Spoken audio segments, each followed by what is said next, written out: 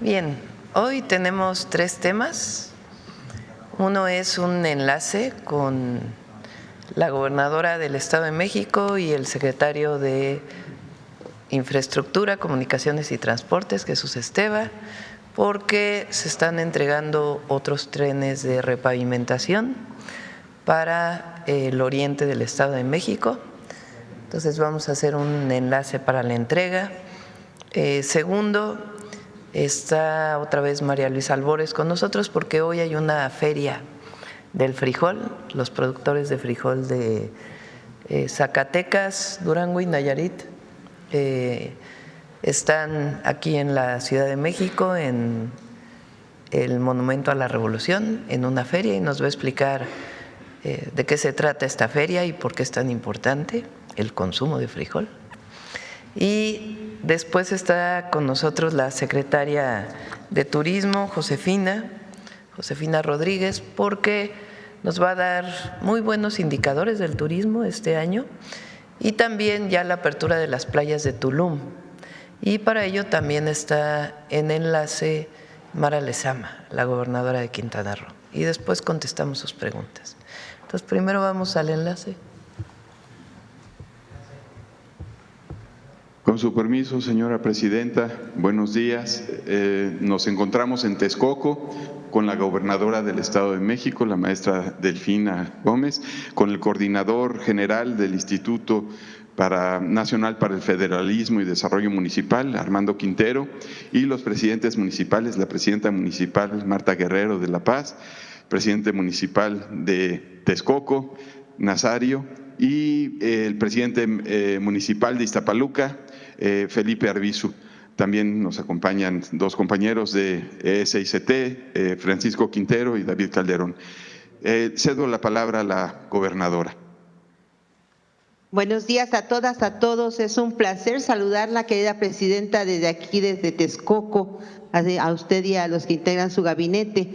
Reiterarle, como lo hicimos el día de ayer en la gira, que por cierto fue una gira muy hermosa y con muchos beneficios para nuestros mexiquenses, que tuvimos la oportunidad de tenerla aquí en nuestra tierra, que nos sentimos muy contentos y muy orgullosos porque contamos con una presidenta que tiene un gran afecto y cariño por las y los mexiquenses, especialmente como usted siempre lo ha manejado por quienes más lo necesitan. Y eso lo demuestra en el Plan Integral de Oriente del Estado de México, que presentó el pasado 2 de julio y que marca una decisión histórica de apoyar a quienes más lo necesitan. Dentro de ese proyecto y ese plan, precisamente en esta ocasión somos testigos de la entrega de trenes de repavimentación para apoyo de 3 municipios de los 10 que se tienen contemplados y que hoy toca Iztapaluca, La Paz y Texcoco. Se trata de una maquinaria que indudablemente va a apoyar al beneficio de nuestras calles y todo lo que son carreteras de esta región, que es una región que lamentablemente así había sido olvidado por mucho tiempo y que hoy les está dando esa oportunidad de mejorar la calidad de vida. Por eso, gracias, presidenta, por este apoyo que hoy se entrega a los municipios. Y aprovecho para refrendar mi compromiso de trabajar con usted de la mano para todo lo que podamos hacer en beneficio y en justicia de nuestros pueblos y de nuestra gente. Y decirle que aquí en el Estado de México la queremos, la admiramos, reconocemos su trabajo y que cuente con todos nosotros en todo lo que usted requiera, porque se lo ha ganado con cariño, con trabajo y sobre todo con compromiso. Muchísimas gracias, presidenta. Gracias, Delfina. Y a continuación voy a dar una breve explicación, presidenta, sobre en qué consisten estos equipos. Adelante con la presentación. Hoy se están entregando 3 equipos adicionales. La inversión en total de los 10 trenes de repavimentación que se estarán entregando y que ya se entregaron los primeros 3 y hoy se entregan otros 3, es de 500 millones de pesos y adicionalmente para asfalto y operación hay 600 millones de pesos y 102 en 2025. Estos trenes tienen una fresadora, que es este equipo con el que se tritura la carpeta asfáltica, un rodillo metálico, una petrolizadora, una extendedora de pavimento y un compactador neumático. Adelante. Hubo un proceso de capacitación, 150 personas, 15 por municipio. Esto se llevó a cabo de junio y se está concluyendo, se concluirá en diciembre. Y aquí lo que se hizo fue capacitar a todo el personal que va a operar estas máquinas. Es importante, además de que se regresa a tener trabajos por administración para poder atender de manera inmediata este requerimiento de conservación, se está capacitando personal y esto también tiene una labor importante en la mejora de la generación de empleos. La siguiente. En cuanto a fechas de entrega, el 3 de noviembre entregamos a los municipios de Netzahualcóyotl, Ecatepec y Chicoloapan. Hoy, 14 de noviembre, Iztapaluca, Texcoco y La Paz. Y el 10 de diciembre estaremos entregando Valle de Chalco, Chimalhuacán, Tlanepantla y Chalco. Adelante. Son 315 kilómetros de intervención. Cada tren de estos puede llegar a desarrollar del orden de 300 kilómetros anuales, es decir, 10 trenes, estamos hablando de 3,000 kilómetros, que es una cantidad considerable. Ecatepec, aquí vienen los kilometrajes que estarán atendiendo con esta primera inversión. La siguiente. Aquí los trenes de repavimentación, acabamos de hablar de estos trenes que son parte del programa del Oriente del Estado de México, pero la SICT ya tiene sus primeros 10 trenes a nivel nacional, se están utilizando 2 en el Estado de México, ya hay en Aguascalientes, Baja California Sur, Campeche, Chihuahua, Colima, Guerrero, Jalisco y Veracruz. El segundo bloque llega ahora en noviembre, entre noviembre y diciembre, y será para otra vez Oriente del Estado de México, Oaxaca, Guerrero, Veracruz y adelante. Y el tercer bloque, que son los últimos 10, son para los 4 del Estado de México, Morelos, Michoacán, Zacatecas, Coahuila, Tabasco y Guanajuato. Y el próximo año estaremos adquiriendo otros 10 para atender, tener un tren de pavimentación en cada estado. La siguiente.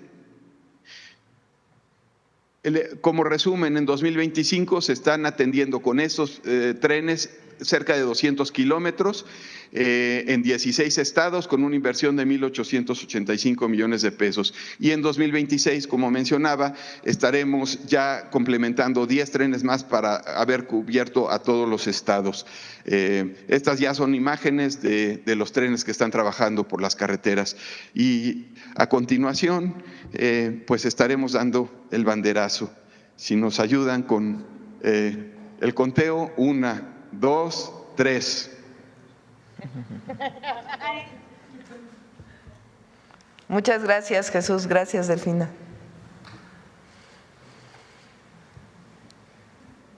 Gracias a todos los presidentes.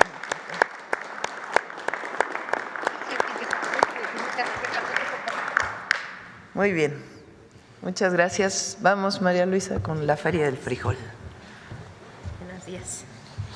Con su permiso, Presidenta, buenos días a todas y a todos. Con el gusto de anunciar la primera feria a nivel nacional y que se hace acá justo en la Ciudad de México para reconocer uno de los granos más importantes en la dieta de nosotras las mexicanas y los mexicanos, hablo del frijol.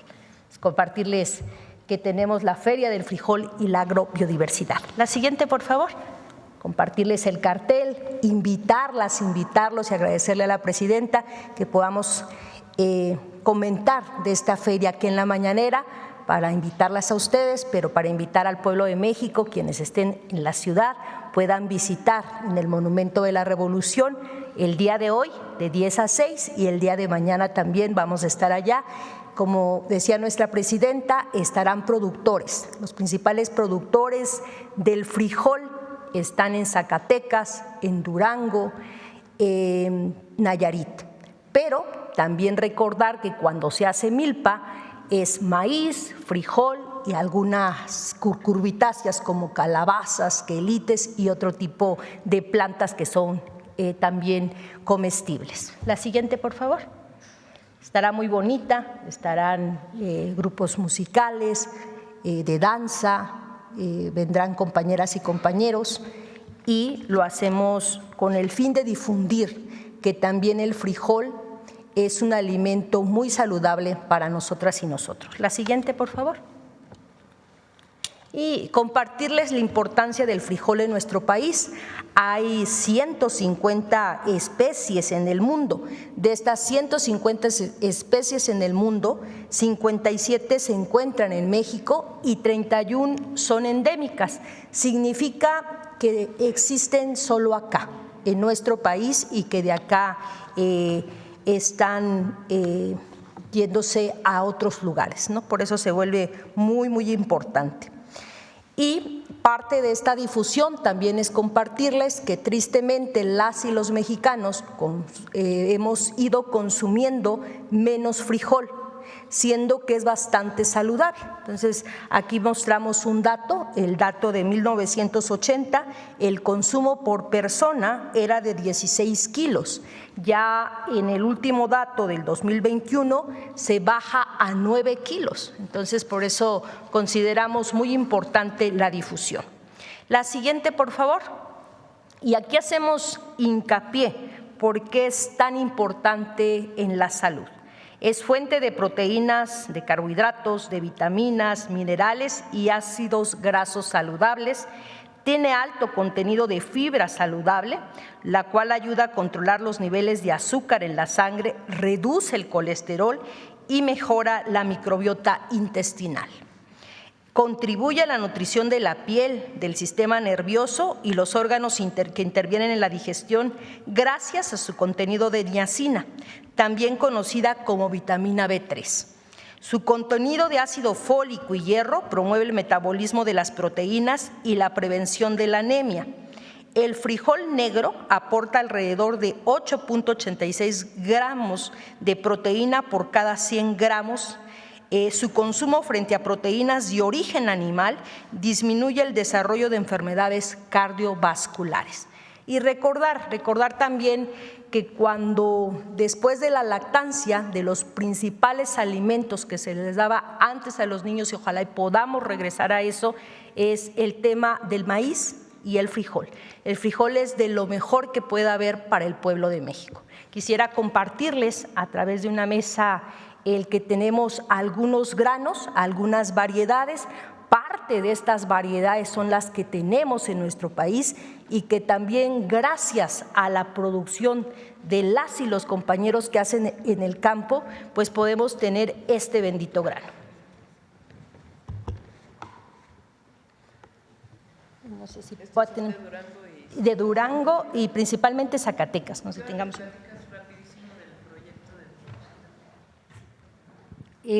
Aquí podemos ver algunos granos y vemos diferentes tipos de colores. En nuestro proyecto de frijol queda inmerso justamente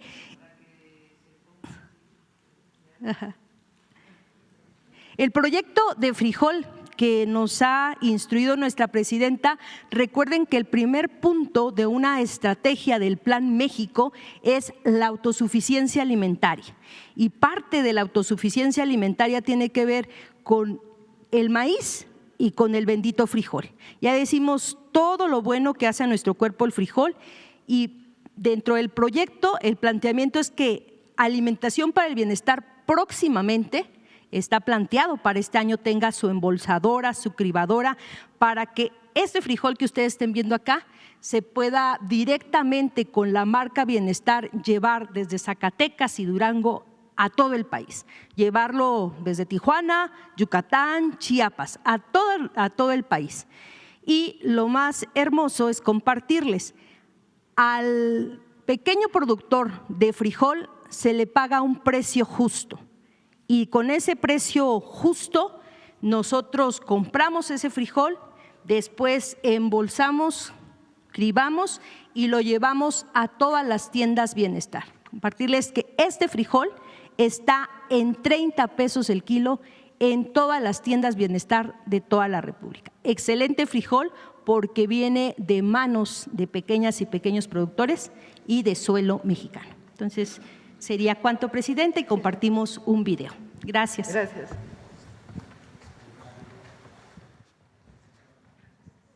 Vamos con, estoy viendo quién va a preguntar, a ver, el compañero que apenas vino. Muchas gracias, presidenta. Buenos días a todos, a todas. Armando Gama, de Canal 11. Sobre esta pues estrategia para garantizar la autosuficiencia alimentaria, recientemente la FAO reconoció a nuestro país y específicamente a el Meteplante de Tlaxcala. Es un sistema de patrimonio agrícola mundial. Preguntarles justamente cuál será la repercusión para nuestro país, porque ya tiene 3 distinciones en este sentido y bueno, que ayudan justamente a garantizar esta autonomía alimentaria. ¿Quieres contestar algo?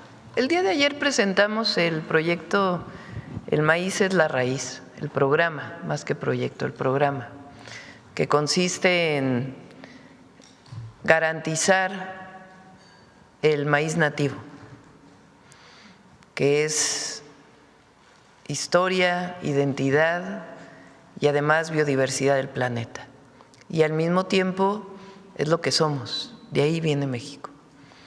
Es un programa indispensable para garantizar la alimentación de las y los campesinos, de los pequeños productores, y al mismo tiempo aumentar la productividad y garantizar el valor agregado.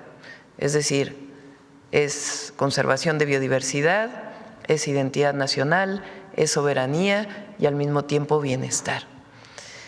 Hoy, con la Feria del Frijol, lo que presentamos es este trabajo que se ha estado haciendo con precios de garantía, principalmente para Zacatecas, aunque también para Durango y Nayarit, que son los principales productores de frijol.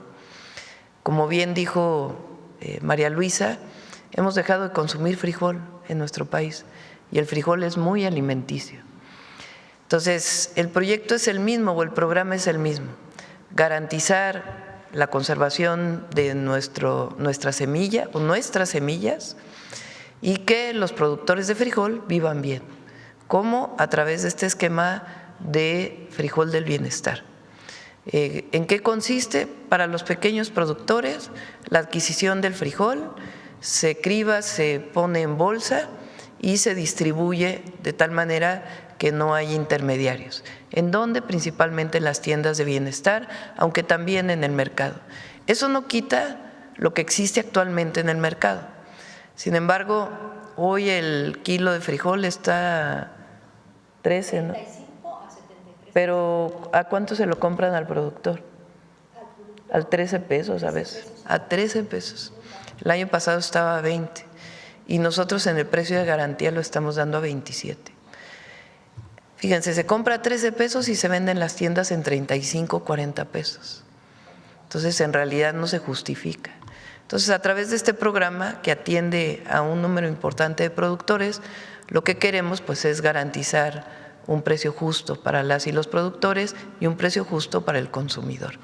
Entonces vayan a la Feria del Frijol y lo que representa la milpa en particular en todo el país, en Mesoamérica, pues es una forma de cultivo que no solamente alimenta bien a quien lo siembra, porque no solamente es el maíz, es el frijol, es la calabaza, es el chile, que es la forma tradicional de cultivo de los pueblos originarios, sino que también representa conservación de la biodiversidad. Entonces, por eso la promoción de la milpa es muy importante. Muchas gracias, presidenta. Preguntarle también su opinión respecto a esta resolución que ha dado ayer la Corte respecto a pues estos juicios por el impago de impuestos de Grupo Salinas. Por favor.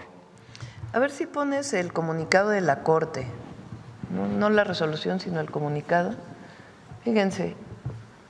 Dice, la Suprema Corte de Justicia de la Nación resolvió diversos asuntos relacionados con empresas que impugnaron créditos fiscales determinados por la Autoridad Hacendaria Federal, derivados del impuesto sobre la renta correspondiente a los ejercicios fiscales 2008, 2009, 2010, 2012 y 2013, así como sobre la posibilidad de deducir pérdidas por la venta de acciones. Adelante. Fíjense, esto es muy importante, porque no es que la Corte de pronto decide sin haber antecedentes.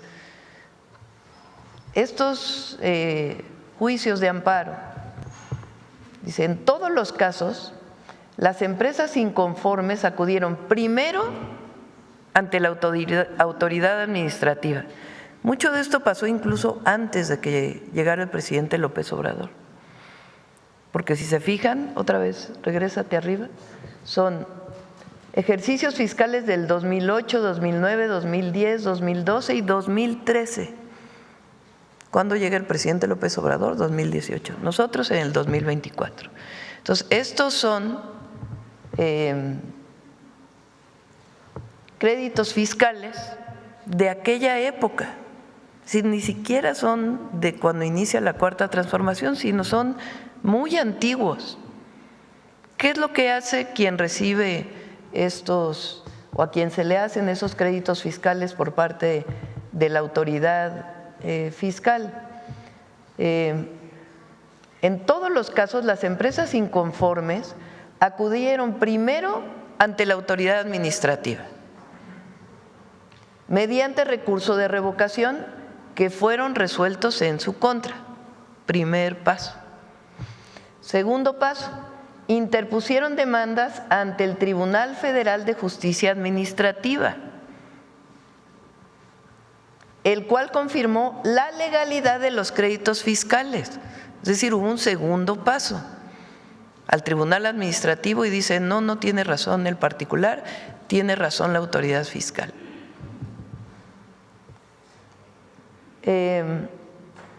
Después de ello, promovieron juicios de amparo directo que también fueron negados por los tribunales colegiados, una siguiente instancia.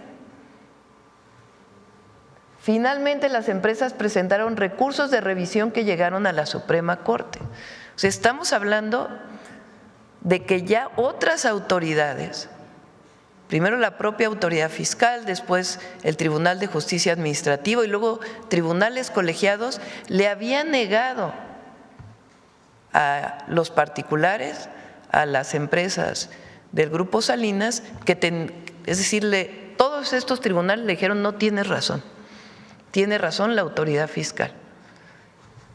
Finalmente se van a la Corte. En 4 asuntos, la Corte determinó que los recursos de revisión en materia fiscal solo pueden admitirse cuando se plantean temas de relevancia constitucional. O sea, la Corte dice, bueno, ya resolvieron otras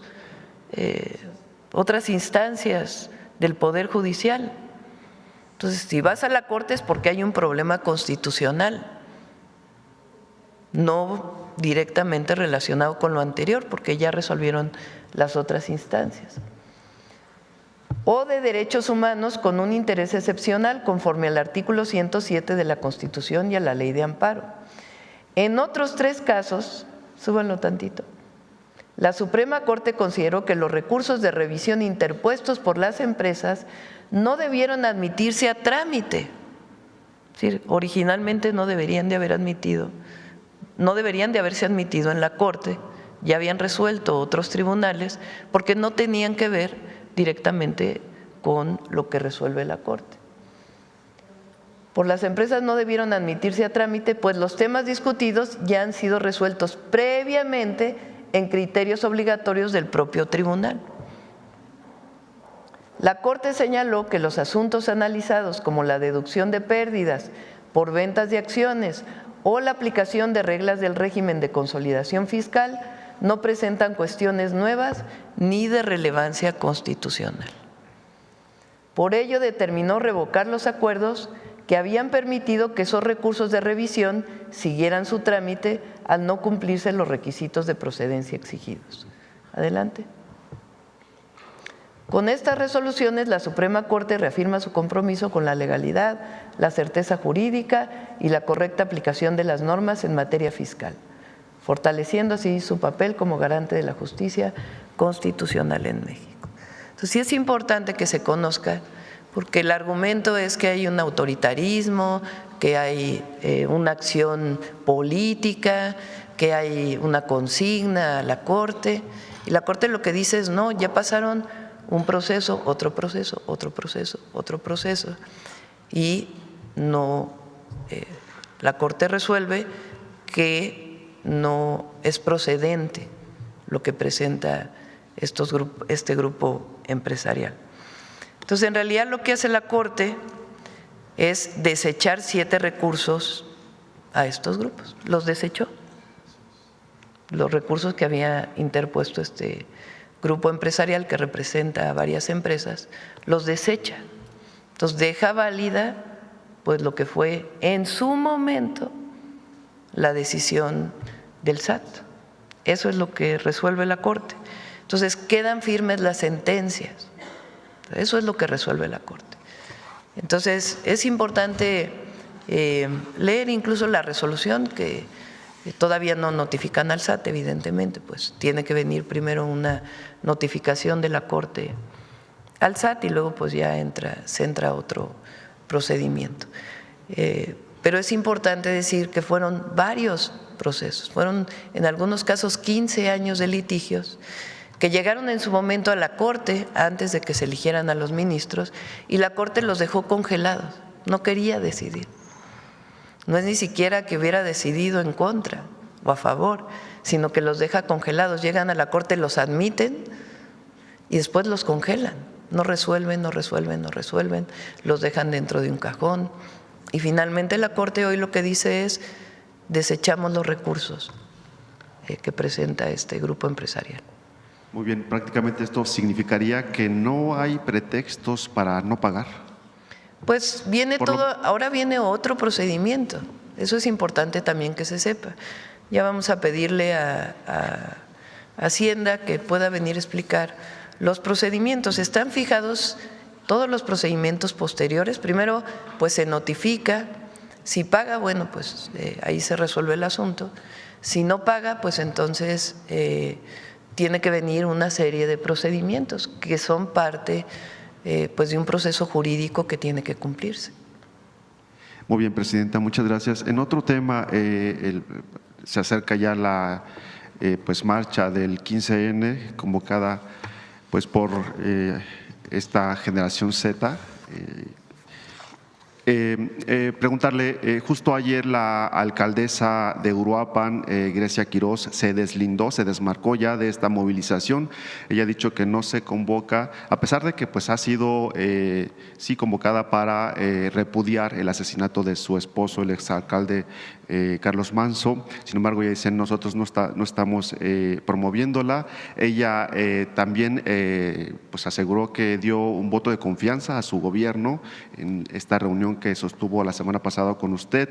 Y bueno, prácticamente, ¿cuál sería el exhorto a los participantes de esta movilización que se espera a un día prácticamente, este sábado? Ayer estuvieron el general secretario Trevilla, el almirante secretario y el secretario de Seguridad. Estuvieron primero en Morelia, ahí se reunieron con algunos presidentes municipales, empresarios, personas de la sociedad, y después fueron a Uruapan, ahí se reunieron con la presidenta municipal y también con empresarios de Uruapan, y se tomaron una serie de acuerdos y sobre todo lo importante es mantener los distintos operativos que están en este momento en el estado de Michoacán, la presencia y estar en contacto permanente. Cada 15 días se va a estar en contacto, sea que ellos vengan o que vayan el propio secretario o los secretarios a Uruapan en particular, todo Michoacán, pero particularmente a Uruapan. Ellos pues manifestaron una serie de puntos que ya en su momento se podrían platicar y si no, pues de todas maneras es importante nuestro apoyo. Entonces tienen todo nuestro apoyo, tanto en temas de seguridad como en temas de las necesidades de Uruapan y de todos los municipios de Michoacán, como parte del Plan Michoacán por la Paz y la Justicia. Entonces vamos a seguir presentes. Ya los otros temas que ella planteó, pues ya es sus propias declaraciones, pero lo importante es pues mantenernos cerca y apoyarles. Sobre la manifestación, México es un país libre, estamos de acuerdo en la libertad de manifestación, se pueden manifestar todos aquellos que lo quieran hacer, siempre buscamos que sea de manera pacífica, que no haya actos de violencia. Y el día de ayer, pues, el compañero Miguel Elorza presentó una investigación muy profunda de cómo fue la convocatoria a esta marcha, que vale la pena, pues, para todos aquellos que van a asistir, pues, que conozcan cómo fue que se fue generando esta convocatoria en las redes sociales. Y también, pues, que más que algunos jóvenes que legítimamente pudieran manifestarse, pues fue la oposición quien levantó mucho esta marcha, ¿no? El PRI, el PAN y personalidades vinculadas con ellos, con lo que fue la María Rosa, en fin.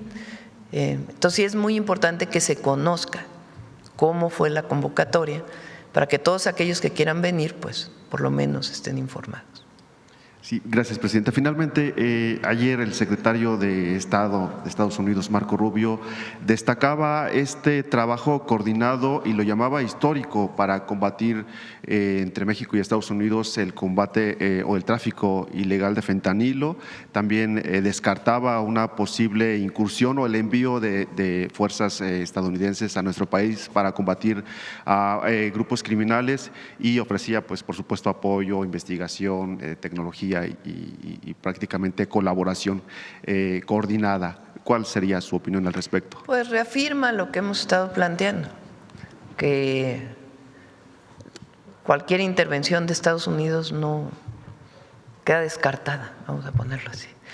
Entre otras razones, aunque hay todavía personas que la piden aquí en México, en una visión muy poco patriota, y más bien de intervencionismo, buscando la injerencia del exterior, pues queda claro lo que hemos venido planteando, que es que hay un entendimiento con el gobierno de Estados Unidos para los temas de seguridad, en donde se garantiza la soberanía, la integralidad de nuestro territorio y la colaboración y la cooperación sin subordinación. Muchas gracias. Vamos a ver, ¿quién más? A ver, vamos con la compañera, no, acá.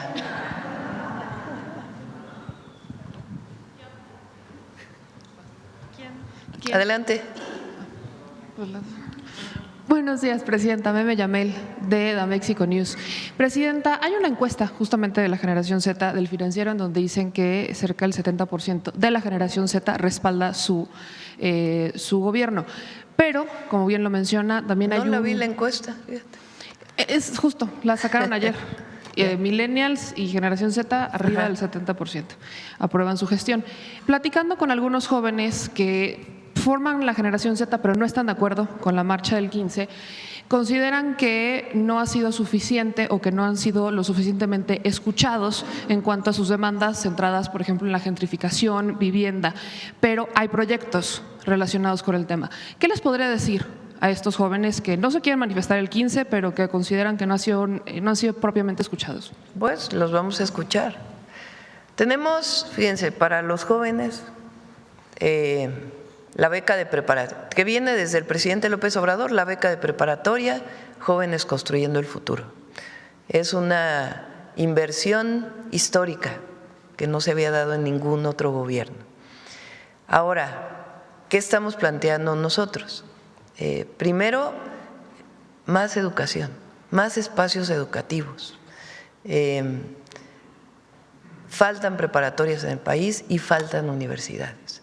Entonces, el objetivo, ayer inauguramos una preparatoria que queda dentro de la secundaria. Muchas por el crecimiento poblacional, que ahora nacen menos niños que hace 15 años, las familias tienen menos hijos e hijas, ha ido disminuyendo la población. Entonces, antes las secundarias tenían turno matutino y turno vespertino. Y ahora hay muchísimas secundarias que no tienen turno vespertino. Está la instalación. Entonces, ¿qué es lo que estamos haciendo en muchas secundarias? El turno vespertino, adecuar los salones para que pueda ser un bachillerato nacional, como ahora incorporamos a todas las preparatorias. Ayer en el Estado de México inauguramos uno. Entonces, los jóvenes que salieron de secundaria o los adolescentes que salieron de secundaria, en la misma escuela en la tarde van a estudiar la preparatoria. Ese es el primero. El segundo es ampliar las preparatorias existentes, los bachilleratos tecnológicos, todo el bachillerato nacional y construir nuevos. Y el cuarto es un bachillerato modular, que le llamamos, sobre todo en las zonas de pequeñas comunidades. Son bachilleratos modulares de 2, 3 salones que permiten atender a 40 estudiantes y que no tienen que salir de sus pueblos para poder estudiar el bachillerato. Y además estamos construyendo más universidades, con la Rosario Castellanos, la Benito Juárez. Entonces, que los jóvenes tengan acceso a la educación es muy importante, porque muchas veces al tener que trasladarse muchísimo para poder ir a la preparatoria, pues o sus familias no pueden soportarlo económicamente, o también pues no hay la cercanía con la familia y a veces deciden abandonar la escuela y acercarse a lo mejor hasta un grupo delictivo. Entonces, nosotros hemos puesto mucho énfasis en la educación y evidentemente estamos abiertos a mucho más de trabajo con ellos. Ahora viene un programa deportivo muy importante para jóvenes, México Imparable, y también actividades culturales. Entonces, todo es parte de la incorporación de los jóvenes, el reconocimiento. Nos debemos a las y a los jóvenes, no solamente son el futuro de México, como se dice, sino son el presente. Entonces, escucharlos, siempre escucharlos. Uno de los temas que plantean es la posibilidad de acelerar las 40 horas, porque justo mencionan, bueno, estamos en un régimen de 48, pero hay quienes trabajan 52 y ni siquiera son pagadas, entonces, ¿existe esa posibilidad de acelerar la transición? Estamos trabajando, espero que este mismo mes se pueda presentar la propuesta.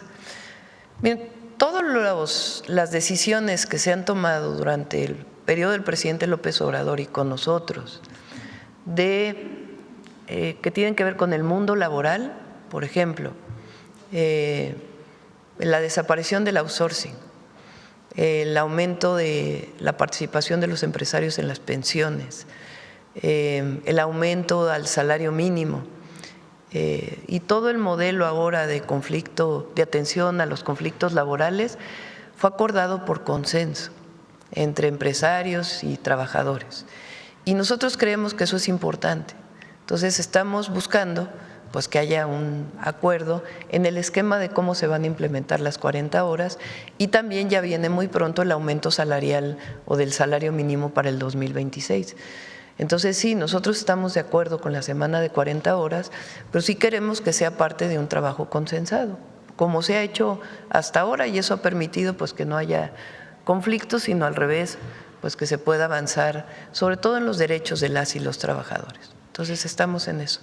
En otro tema, Presidenta, lo acaba de mencionar con el asunto relacionado a la resolución de la Suprema Corte. No es una resolución de la nueva Corte, es en realidad el respetar las resoluciones de tribunales a lo largo de prácticamente 17 años.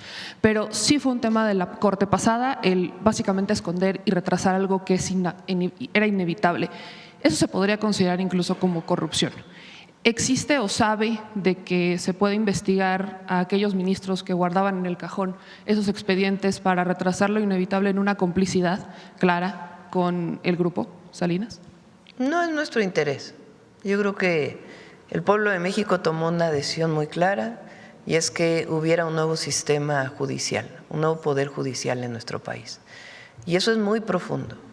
Esa decisión que toma el pueblo, porque la toma el pueblo, porque nosotros hicimos campaña en el 2024 llamando a que se cumpliera, entonces le llamábamos el Plan C, es decir, que hubiera mayoría en la Cámara de Diputados, hubiera mayoría calificada en la Cámara de Senadores y en los congresos estatales para que pudiera haber cambios constitucionales muy importantes para el país. La decisión del cambio en el Poder Judicial fue una transformación muy profunda, que los jueces, las juezas, magistradas, magistrados y ministras de la Corte fueran decididas por voto popular es algo extraordinario, único Ahora, evidentemente, pues tiene que fortalecerse y consolidarse ese Poder Judicial. ¿Con qué objetivo? Estado de Derecho, que se cumpla con las leyes y que no se imparta la justicia para unos sí y para otros no, que no haya privilegios, que no haya el que es amigo del ministro o de la ministra, que no haya quien dé dinero a un juez para que pueda resolver de una u otra forma, sino que sea un sistema honesto, limpio, transparente, que resuelva de acuerdo con lo que dice la Constitución y las leyes, y que haya justicia para el pobre y que haya igual justicia para el rico, pero que sean valorados igual en el marco de nuestras leyes y la Constitución. Eso es lo que no ocurría antes. Antes, pues era el influyentismo. Eres amigo, entonces te resuelvo. Tienes dinero, entonces te resuelvo más rápido. Y en el caso de las y los ministros, lo mismo. Entonces eres amigo, eres compadre, eres familiar, tienes influencias, entonces no se toca tu caso. Ah, pero si se trata de una resolución que tiene que ver con una persona humilde, ahí sí no importa. Ahí la resolución puede ser en su contra. Entonces aquí es que se imparta la justicia de acuerdo con nuestro sistema jurídico. Eso es lo que ocurrió. Entonces, desde nuestra perspectiva no tiene sentido empezar a sancionar si hubo una u otra conducta de los ministros anteriores. Lo importante es que este Poder Judicial se consolide, se valide, se legitime frente al pueblo y frente a todos los miembros de la sociedad. Y eso es lo que, desde mi perspectiva, ocurrió ahora. Es una resolución que tiene que ver con nuestro sistema de justicia. No es una resolución por consigna, no es que alguien le habló a los jueces a decirle, oye, fíjate que por favor resuelve de esta manera porque lo quiere la presidenta o lo quiere, no sé, cualquiera. No, tienen autonomía y resuelven. Pero además no es extraño que resuelvan de la manera que resolvieron, porque ya había pasado por distintas instancias algunas de antes del 2018 y después del 2018 al 2024, tribunales colegiados que dijeron no proceden los reclamos del Grupo Salinas. Entonces, sencillamente lo que dijeron es, queda tal cual lo estoy leyendo aquí porque hay que usar las palabras, quedan firmes las sentencias de los tribunales colegiados de circuito. Eso es lo que resolvió la Corte. ¿Qué es lo que representaría en programas o en proyectos lo que estas resoluciones han dejado firmes? Se habla cerca de 50,000 millones al cálculo que se está haciendo, faltará lo que el SAT determine, pero ¿qué es lo que representaría en obras? Porque ni siquiera es una deuda con la presidenta. Pues hay que ver cuánto es primero. Ese cálculo lo tiene en principio el SAT. Yo se los comenté aquí porque también es legal. El Código Fiscal establece una serie de beneficios para el que debe el impuesto, de acuerdo con las multas que vaya pagando. Si no paga, pues entonces van incrementando, y si no, pues hay una serie de beneficios que lo establece claramente el Código Fiscal. Entonces el SAT pues tiene que hacer el cálculo y lo tiene que mostrar. Entonces, por eso es todo dentro del marco de la ley. Aquí no hay ningún autoritarismo ni nada, sino sencillamente el cálculo de lo que se debe a lo que tiene beneficios si es que paga. Si no paga, pues también hay procedimientos para garantizar que pague, porque es la ley. ¿Se descarta o no se descarta un posible concurso mercantil si es que no llegara a pagar? Es un procedimiento largo, no es un procedimiento de 3 días, de 4 días, de semanas. Es un procedimiento que lleva tiempo, si es que decide no pagar. Entonces, si decide no pagar, entonces viene un procedimiento largo, no es de un día, de 2, pero es justicia, así de sencillo. Ahora, para ponerles un ejemplo, los caminos artesanales tienen en el presupuesto de este año 3,000 millones de pesos. Si la deuda, por decir algo, es de 30,000 millones, por decir algo, pues son 10 veces el presupuesto de los caminos artesanales. Por poner un ejemplo, es hipotético, no tiene que ver. Si, ¿qué otro? Por ejemplo, lo que estamos planteando de todos los programas de bienestar para Michoacán son alrededor de 30,000 millones de pesos. O sea, son montos muy significativos y se fueron elevando. Eso también es importante, porque por ahí hay un video donde dice que era un monto hace tiempo. Mientras más se tardó en pagar, más multas hay. O sea, si hubiera pagado hace 15 años, era un monto.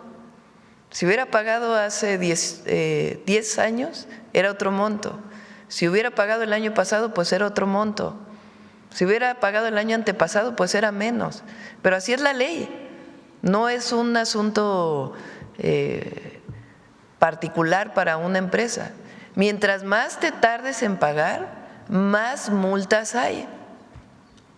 Entonces, es importante que se conozca eso y se van acumulando esas multas.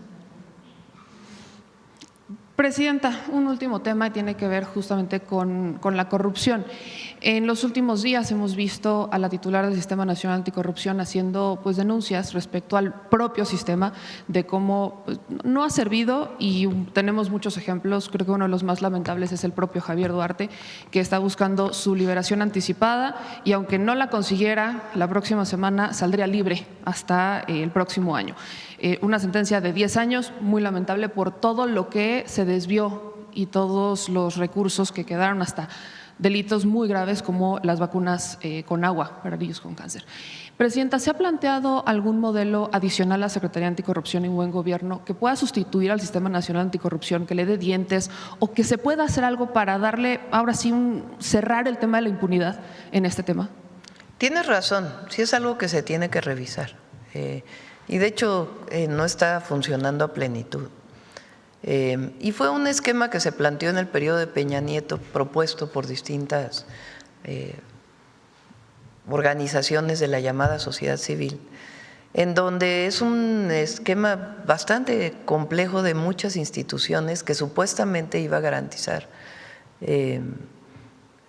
la sanción cuando hubiera corrupción.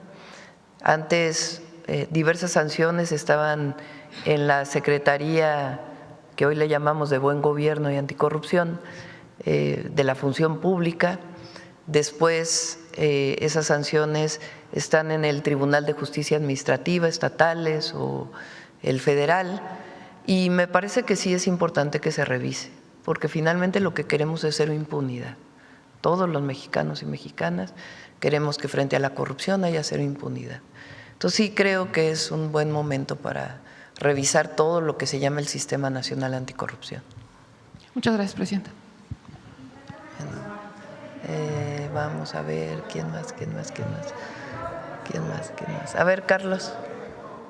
Buenos días a todas y todos. Carlos Navarro de Heraldo Media Group. Presidenta, ¿a qué podemos atribuir estas cifras en materia de turismo? Porque se ha señalado que México pues no está en buenas condiciones, sin embargo, pues las cifras de turismo dan otra cara.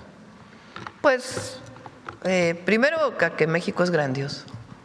Segundo, al buen trabajo de Josefina y de todo su equipo y de la promoción que se ha estado haciendo sin tener que gastar tanto dinero como se hacía antes. Y tercero, México tiene una gran reputación hoy ante el mundo entero. Por eso decimos México está de moda. A partir del cambio en el gobierno en el 2018 y también en el 2024 ahora, México es muy reconocido por el mundo entero, muy reconocido. En todo el mundo les interesa el proceso que se está llevando a cabo en México y además pues hemos dado mucho énfasis a lo que representa la historia de México y la grandeza cultural de nuestro país. Entonces, va a seguir creciendo el turismo, yo estoy segura. Ahora, a distintas regiones del mundo donde no se había hecho promoción turística, por ejemplo, en China se hizo hace poco un tianguis turístico, invitando a que vinieran de ese país a nuestro país a conocer la grandeza cultural. Y en otras regiones donde llegaban pocos turistas. Y otras cosas internacionales también que están ocurriendo. Mucho turismo está llegando. Gracias. También preguntarle, ante la urgencia de actualizar la ley de juegos y sorteos, ¿van a llamar a la industria a colaborar en esta nueva normativa para que les brinden ideas, Presidenta? Sí, también por cierto, está el tema de la ley de aguas nacionales. Aprovecho para mencionarlo porque dicen que el Congreso quiere mañana decidir en contra. Hay una serie de foros que se están llevando a cabo,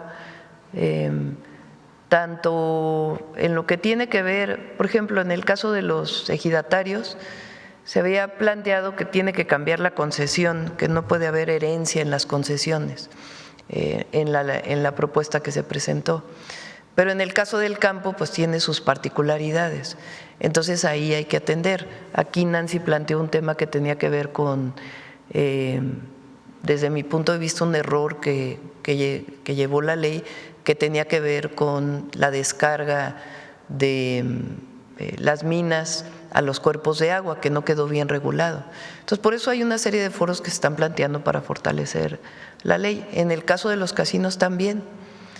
Ayer Estados Unidos puso sanciones a casinos mexicanos, muchos de ellos de los que fueron sancionados por la UIF, que se presentaron el miércoles aquí, y es un trabajo también que se está realizando de manera conjunta.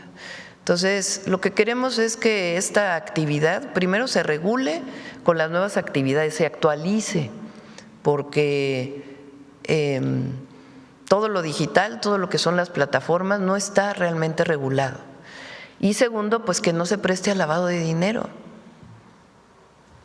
Así de sencillo. Entonces, sí se va a convocar a quienes prestan los servicios, pues para que se trabaje conjuntamente. Igual fue, por ejemplo, con la ley de aduanas. La ley de aduanas se hizo una propuesta, los agentes aduanales tuvieron varias mesas de trabajo y al final estuvieron de acuerdo con la nueva propuesta, que sí cambia mucho la anterior, pero al mismo tiempo se consideran las opiniones de todos. ¿Qué mecanismos considera usted que se deben implementar para combatir tanto el lavado de dinero como la ludopatía en el tema de los casinos, Presidenta? Bueno, es una serie de regulaciones diversas, ¿no? En el caso de la ludopatía, es decir, las personas que ya es un vicio, ya es una adicción el estar apostando, pues tiene que haber mucha información, ¿no? Porque es una decisión al final individual, pero tiene que haber mucha información de a dónde se puede llegar con el exceso de las apuestas y generando pues muchísimos problemas para ellos y para sus familias, ¿no? Por las deudas que luego adquieren. Y por otro lado, pues todo lo que tiene que ver con la legislación en contra del lavado de dinero. Entonces son las dos cosas las que es muy importante incorporar. Presidenta, su presencia en la convención anual de la CIRT marca una nueva relación entre gobierno y medios. ¿Qué sinergia se espera de este intercambio, Presidenta? Bueno, me invitaron a esta reunión, asistí, más allá de las diferencias que podemos seguir teniendo y que las vamos a seguir manifestando, y muchos de los medios que, como lo he dicho, más que medios de comunicación, se convirtieron en propaganda política del conservadurismo. Lo importante también es las posiciones. Entonces yo claramente dije que la nueva ley de telecomunicaciones garantiza el derecho de las audiencias y que esperaba que los medios avanzaran en esta perspectiva.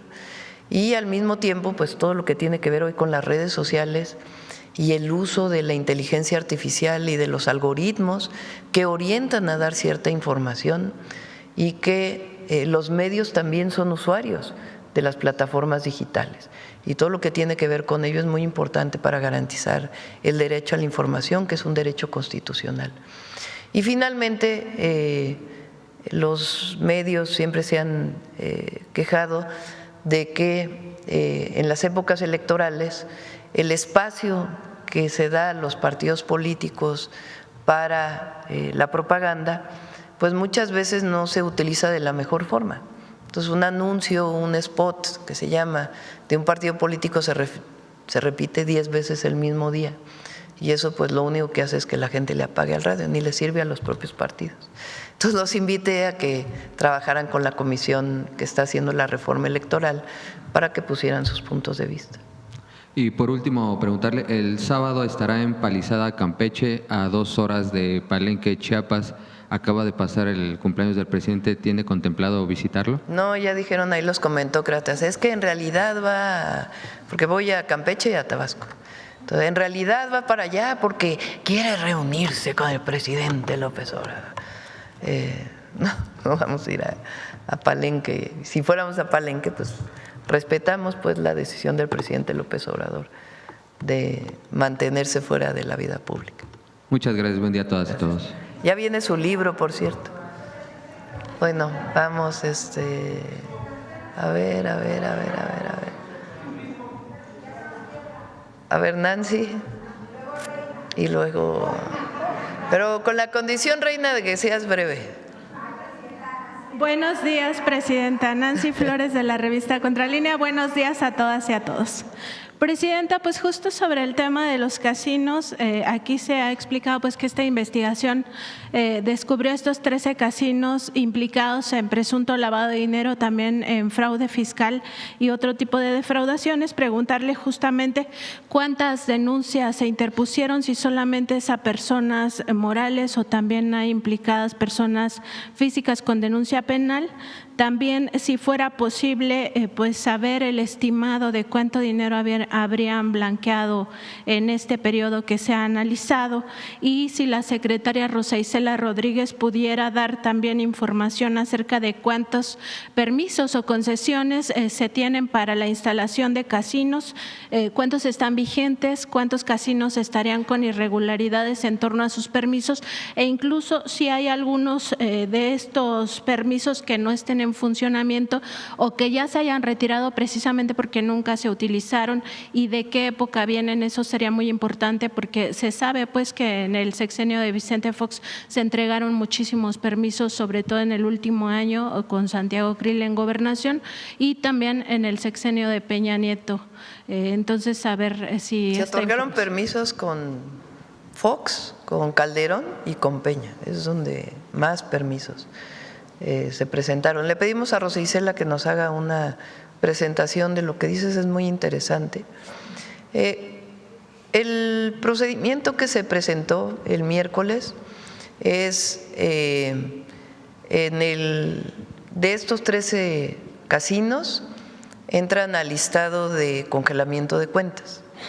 Es un procedimiento también, no es que se anuncie y ocurre a los 5 minutos, sino que se tiene que notificar a los bancos y los bancos tienen que proceder al congelamiento de las cuentas. En este momento se está en esa parte del procedimiento. Eso es lo primero. A partir de ahí ya se puede saber el monto, porque está en esas cuentas, entonces ya puede ser público y ya se puede informar aquí en la mañanera. Es interesante el modus operandi de cómo, porque en algunos casos puede ser lavado de dinero de delincuencia organizada, pero en otros casos puede ser sencillamente lavado de dinero de efectivo, que venga también de otras fuentes. Entonces se apostaba en el casino, en línea principalmente, la persona que apostaba o le robaron su identidad o la convencieron, muchas veces a través de supuestamente un regalo que le llega o por correo o de manera física de una tarjeta de regalo. Entonces dicen, te doy 300 pesos de regalo para que apuestes en este casino. La gente entra a la plataforma, apuesta los 300 pesos y le dicen, te ganaste 1,000 pesos. Pero en realidad se reporta que se ganó 25 millones de pesos. Y esos 25 millones de pesos se mandan al extranjero, a ciertas cuentas. Y después muchas veces esos 25 millones de pesos regresan al país como 50 millones de pesos. Es decir, algo se hizo en ese otro país en donde hicieron algo probablemente similar, de tal manera que aumenta, es decir, tiene que haber una asociación delictuosa con alguien en ese otro país y regresa a una empresa como 50 millones de pesos de los 300 originales. ¿De dónde salen? De los 500 a los 50 millones, 100 millones de pesos, pues es justamente el llamado lavado de dinero ilegal de efectivo que se va blanqueando de esa manera. Entre otros modus operandi como ese. Y todo es electrónico, todo es de manera electrónica y va cambiando de cuentas para que no haya, pues supuestamente, seguimiento de ese recurso. Entonces tiene que haber pues el uso de dinero en efectivo, principalmente para ese procedimiento. Entonces eso es lo que se quiere regular y además, pues ahora que ya se termine o avance el proceso jurídico, ya se puede informar de cuántos eran los montos en un año, por ejemplo, de este tipo de transacciones que lavaban el dinero y también las denuncias penales, si son solamente a personas morales o también a personas físicas. Gracias, Presidenta. En otro tema, preguntarle si ya la UIF le informó acerca de estos probables 14,000 millones de pesos que están relacionados con la Fundación Jenkins, que se habrían pues también de alguna manera desviado a paraísos fiscales. Se habla de Barbados y Panamá, a donde se habría destinado este recurso, y saber si hay alguna información de la Unidad de Inteligencia Financiera o de la Fiscalía General de la República en torno a este caso, sobre todo porque este dinero pues iba a la beneficencia pública del Estado de Puebla para la gente más vulnerable. Todavía está, vamos a informar la próxima semana. Todavía están en ese proceso de tener toda la tarjeta completa informativa. Presidenta, también justamente el fin de semana pasado se dio a conocer la detención de Jorge Antonio Sánchez Ortega, este exagente del CISEN que se ha identificado como el probable segundo tirador en el magnicidio de Luis Donaldo Colosio. Preguntarle sobre este asunto, Presidenta, porque esta persona, pues se sabe, el presidente López Obrador, el último año de su gobierno lo dio a conocer que García Luna lo extrajo de Lomas Taurinas para evitar que fuera presentado a la justicia y se investigara esta hipótesis del crimen de Estado. Preguntar justamente sobre esto, si estaríamos en un momento crucial para determinar si se trató de un crimen de Estado y sobre todo la participación o hasta dónde podría haber llegado la participación del expresidente Carlos Salinas de Gortari. Es un caso que tiene la Fiscalía General. En efecto, es la orden de aprehensión al segundo tirador. Y en efecto, lo que mencionó el presidente López Obrador aquí en su mañanera es que este segundo tirador presuntamente lo había sacado de Lomas Taurinas García Luna, como agente del CISEN entonces. Esto es un personaje, García Luna. Y lo tiene la Fiscalía, entonces la Fiscalía tendría que informar. Presidente, y justo sobre García Luna y en general sobre estos llamados de algunos, digamos, de algunos políticos trasnochados y de otros personajes, sobre todo el conservadurismo, de que regrese la guerra contra el narcotráfico, pues teniendo en cuenta que aquí la guerra contra el narcotráfico pues no existió, lo que existió fue un narcoestado donde Genaro García Luna se asoció con el cártel de Sinaloa, pues preguntarle sobre esto que ha reiterado sobre el permiso para matar. En Contralínea, en octubre de 2013, publicamos una investigación sobre estos comandos de la muerte, justamente conocidos como escuadrones de la muerte, que operaban en el sexenio calderonista y que seguían operando en el primer año del sexenio de Enrique Peña Nieto. Estos escuadrones de la muerte fueron creados directamente por Genaro García Luna y se tomaron diversos agentes de áreas estratégicas de la Secretaría de Seguridad Pública. En aquella ocasión nosotros documentamos pues que estaban dedicados no solo a exterminar a personas, a matarlas, y no solamente del narcotráfico, sino también cometían secuestros y otras atrocidades, desapariciones y amedrentamientos de todo tipo. Y, como decía yo, no solo a narcotraficantes o presuntos criminales, sino también a empresarios, a periodistas, a luchadores sociales, a activistas. En ese sentido, Presidenta, pues este caso particular de uno de los escuadrones de la muerte, de los que se dieron cuenta en ese trabajo periodístico sus nombres de estos agentes, pues con los años se confirmó en un documental titulado Narcocirco del periodista Romain Bollinger. Pues ahí consiguió él un testimonio de uno de estos agentes y él dijo que en efecto estaban en este escuadrón de la muerte y que habían pues asesinado y desaparecido personas, y que se deshizo uno de esos escuadrones justamente después del reportaje de Contralínea. Entonces, preguntarle, Presidenta, pues no solo sobre esta hipocresía de la derecha, ¿no? Primero, de no entender que no hubo guerra contra el narco, sino un narcoestado en el sexenio calderonista, y lo segundo, pues también la importancia de que tengamos claro lo que significa el permiso para matar y el mátalos en caliente. Es muy interesante lo que mencionas.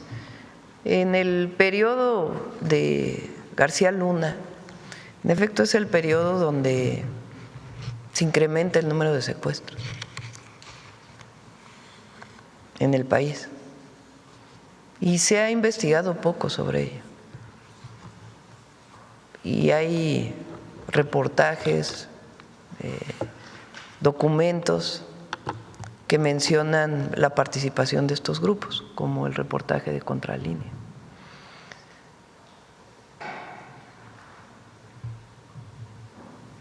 En la época de Calderón es de las peores épocas que ha vivido México, ese periodo. Y estuvo marcado desde su inicio. Él llega ilegítimamente al poder a través de un fraude electoral, igual que Salinas de Gortari, por cierto. Pero el periodo de Calderón se recrudece la violencia en México, con un discurso de que supuestamente hay una guerra contra el narco, con mucha corrupción. Pero además el resultado, como lo mencionamos, es el aumento en los homicidios dolosos. ¿De qué sirvió en aquella época si se hubiera realizado en el marco de lo que ellos decían que había? Pero ni siquiera eso.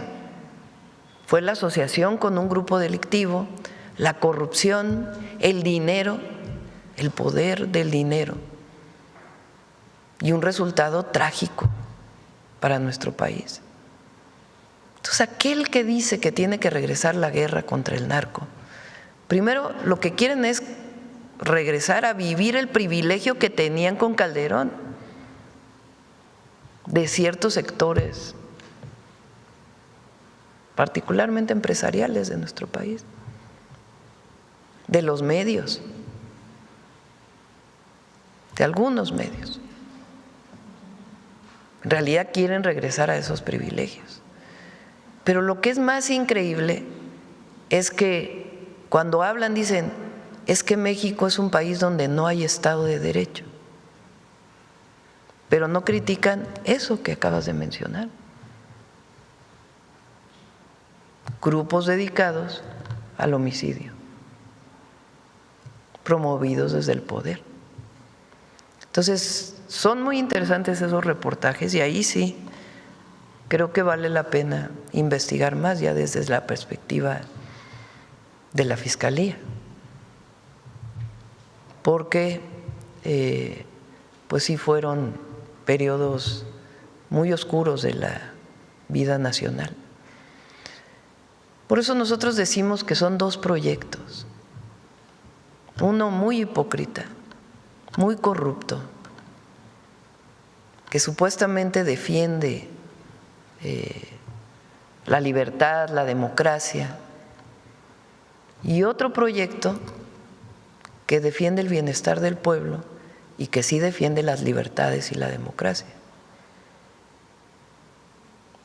Entonces, el pueblo de México está con la Cuarta Transformación, pues porque lo que vivimos en el pasado ya nadie lo quiere, más que los que quieren recuperar sus privilegios. Y esto es para todas y para todos, porque están queriendo generar esta idea de que desde nuestro gobierno ahora queremos usar el terrorismo fiscal, de que el SAT ejerce un esquema de que ahora fuera de la ley se está pidiendo que se pague. Primero, para garantizar que eso no sea, vamos a publicar claramente todos los criterios del SAT. Y segundo, en este caso que resuelve la Corte el día de ayer, pues sencillamente lo que hizo es ratificar lo que ya habían dicho otras instancias.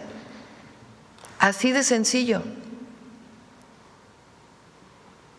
Entonces, tiene que ver con el cumplimiento de la ley y tiene que ver con un poder judicial imparcial, vamos a decirlo, que no a unos les aplica una cosa y a otros les aplica otra, y que aquellos que nunca han tenido acceso a la justicia la tengan. De eso se trató la reforma al Poder Judicial. Entonces, sí son dos proyectos y es importante seguirlo diciendo. Uno que es regresar al pasado de corrupción y privilegios y otro es seguir avanzando con las libertades, con la democracia y el bienestar del pueblo. Así de sencillo. Presidente, quizá valdría la pena hacerle un llamado a la Fiscalía General de la República, porque nosotros en aquel momento documentamos que familiares y también algunas de las víctimas sobrevivientes presentaron denuncias ante la PGR. Sería importante saber si eso se desapareció, si los expedientes siguen abiertos o qué sucedió con esas indagatorias desde la propia Fiscalía. Vamos a… Gracias, Presidenta. Gracias. Buenos Vamos días. a preguntar. Vamos… A ver.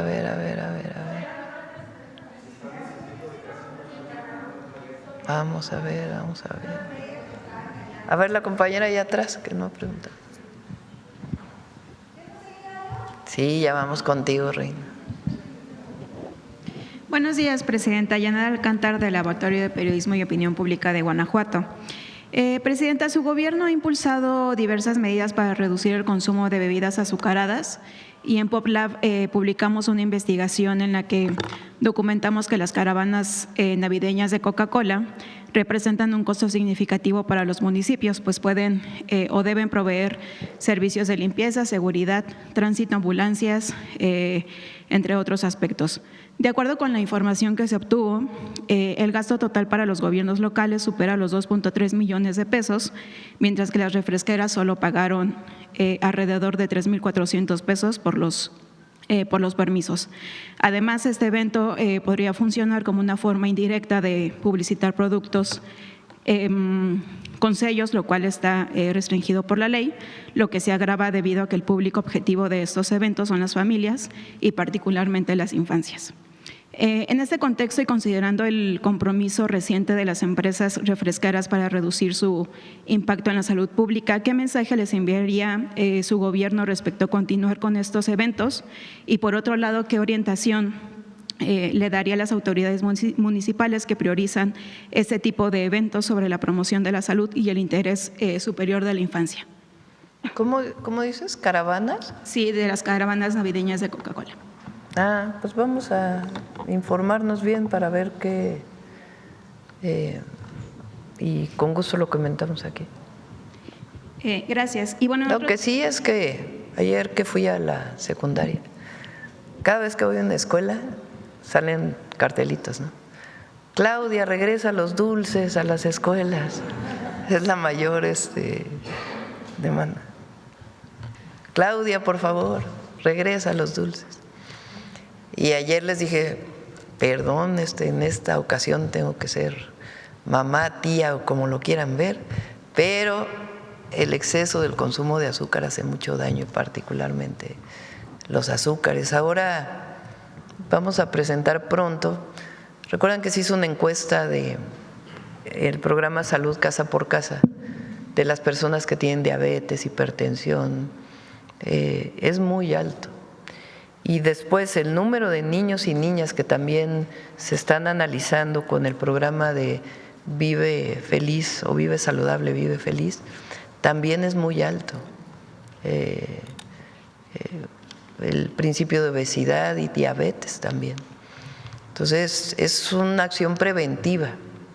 Entonces nadie prohíbe que se consuma una bebida azucarada, sino sencillamente pues informar de lo que significa el abuso de este tipo de alimento, o si es que se puede considerar alimento. Sí, de ese mismo tema, Presidenta, por otro lado, recientemente la Agencia Mexicana de Cooperación Internacional para el Desarrollo y la Secretaría de Turismo anunciaron en sus redes sociales acuerdos de colaboración con embotelladoras de Coca-Cola para participar en programas impulsados por la compañía. ¿Considera que ese tipo de alianzas son necesarias, tomando en cuenta que podrían percibirse como una forma de promoción comercial o incluso representar un posible conflicto con las políticas de salud pública de su gobierno? Pues tendría que revisarse bajo qué condiciones. Gracias. Y en otro tema, Presidenta, sobre el acueducto de Solís León, se han presentado protestas de usuarios de módulos de riego del Distrito 11 al que surte la presa Solís en Acámbaro, en Guanajuato. Ciudadanos y productores han criticado el hecho de que muchas comunidades tienen carencias históricas de financiamiento público para atender sus rezagos, incluyendo el suministro de agua, y ahora se plantea llevar el líquido, pues el agua a otras ciudades del estado que han sido pues más favorecidas. Se quejan también de que los acuerdos firmados hasta ahora para disponer del agua de la presa y para realizar la tecnificación de riego no han bajado de las dirigencias de los módulos de riego, muchos de los cuales se encuentran en manos de caciques, ¿no?, que tienen décadas en los puestos directivos. Y justo hace un par de semanas en Acámbaro se destituyó una dirigencia con 32 años al frente del módulo local de riego.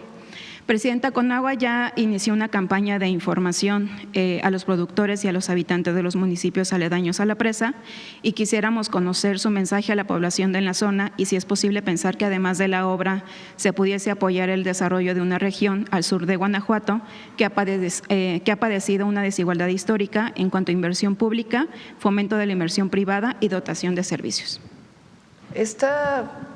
Hace 2 días Efraín me platicó de que había algunas personas que se oponían a este acueducto y platicamos. La idea es seguir haciendo asambleas informativas en toda la región. Hay una parte que viene de Jalisco en donde dicen que se le va a quitar agua a Jalisco, cosa que no es cierto. O sea, que se va a derivar agua de Jalisco a Guanajuato, y no, eso no tiene sustento técnico. En realidad no se va a quitar esa agua de Jalisco o ese volumen de agua de Jalisco. Entonces, hay asambleas y se va a seguir informando. Gracias, Presidenta. Y un último tema.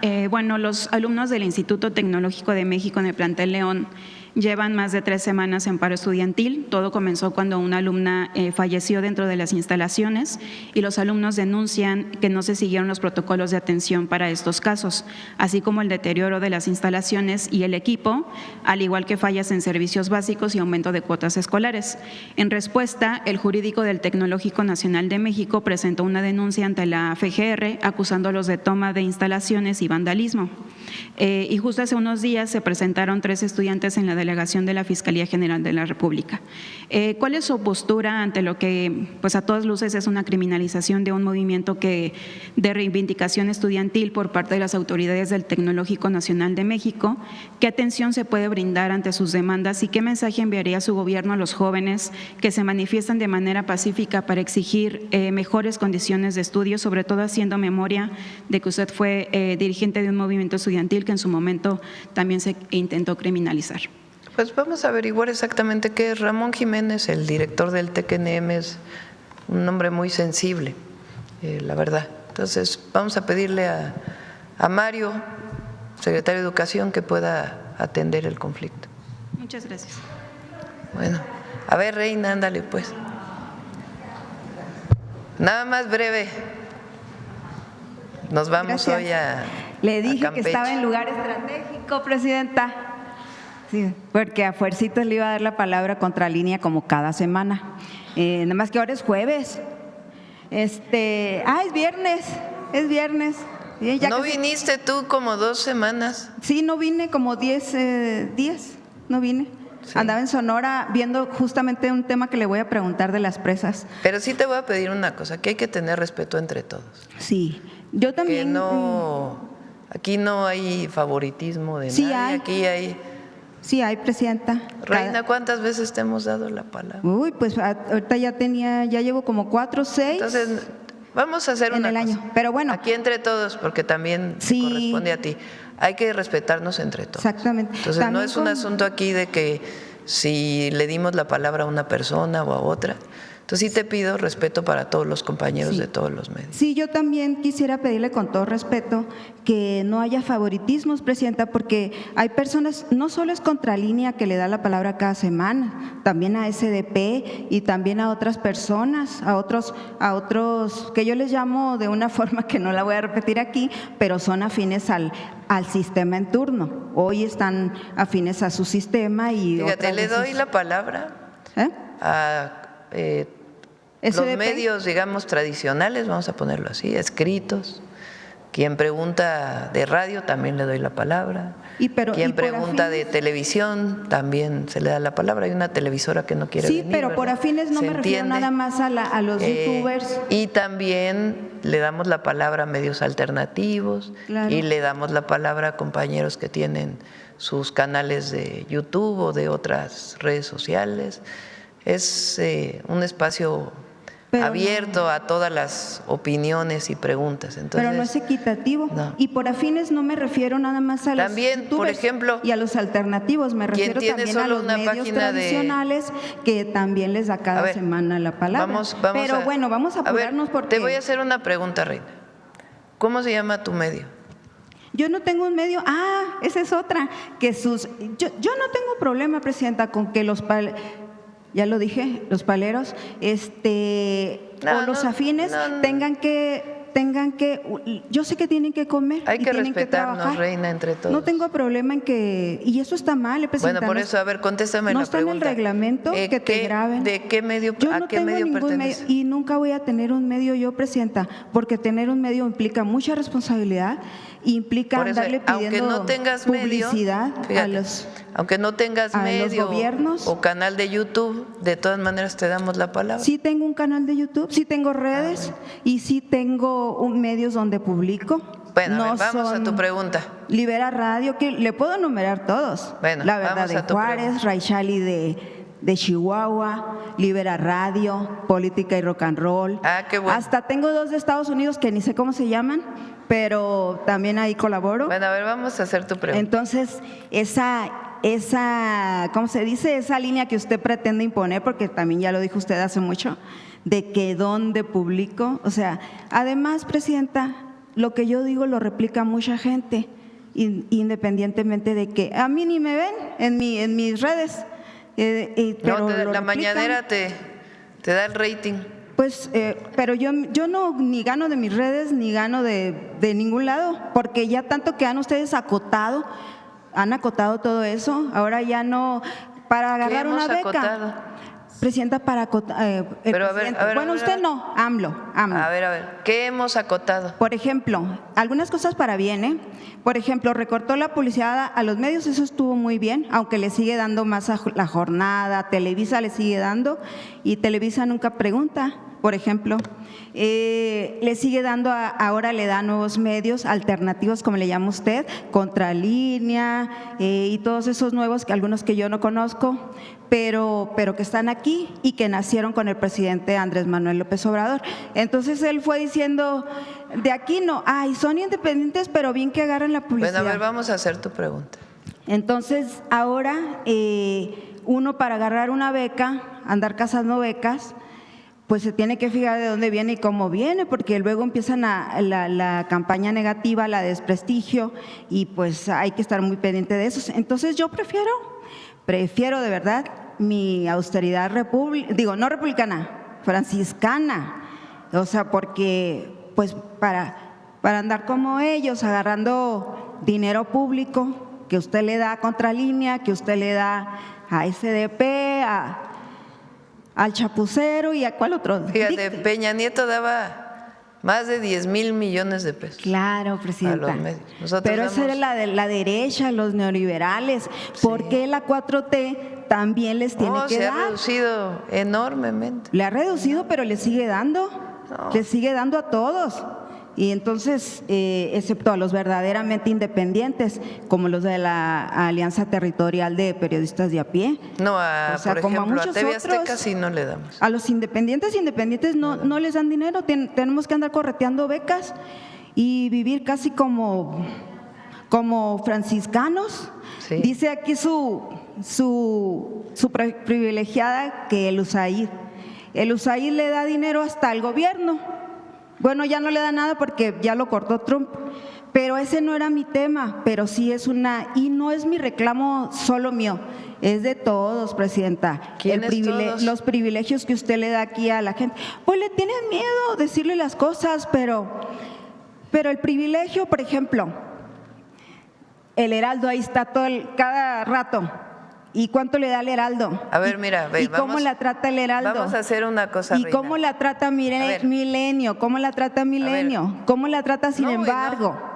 A ver, Entonces, vamos a escuchar. Ese tema era parte, A ver, presidenta. Reina. Y no era el tema. Te voy a hacer un reto.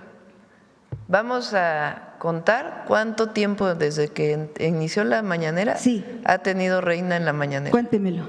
El lunes usted le dio media hora el lunes al Vicente Serrano y pregúntele a Vicente Serrano de dónde agarra dinero. Chequen Álamos cómo vive, presidenta. O sea, ¿me quiere cuestionar a ver, Reina, mí? vas a… Bueno, sí, pero usted… Puedes criticar nada más, lo que sí no se vale decir… No estoy criticando, es le que estoy aquí en la diciendo a usted… mañanera… A ver… Yo no estoy criticando, estoy diciéndole a usted porque usted sacó el tema a colación. Lo que no y se puedo vale… decir más. Fíjate, ¿tú has tenido más tiempo en la mañanera que la mayoría de los compañeros que están aquí? No, eso es falso. Sí, vamos a contar los minutos que has participado. Cuéntele a ver, entre todos vamos a poner a votación. Cuéntele a su privilegiada de cada semana cuánto tiempo le da. Reina, me parece que hay que tener respeto. Temas, presidenta. A ver, ese tema es en serio. No, es en serio. Hay que tener respeto entre todos. Así es, hay que tener respeto. Cuando tomemos la palabra aquí, nadie más que tú, en realidad, habla mal de todos los compañeros. Yo no he hablado mal de nadie.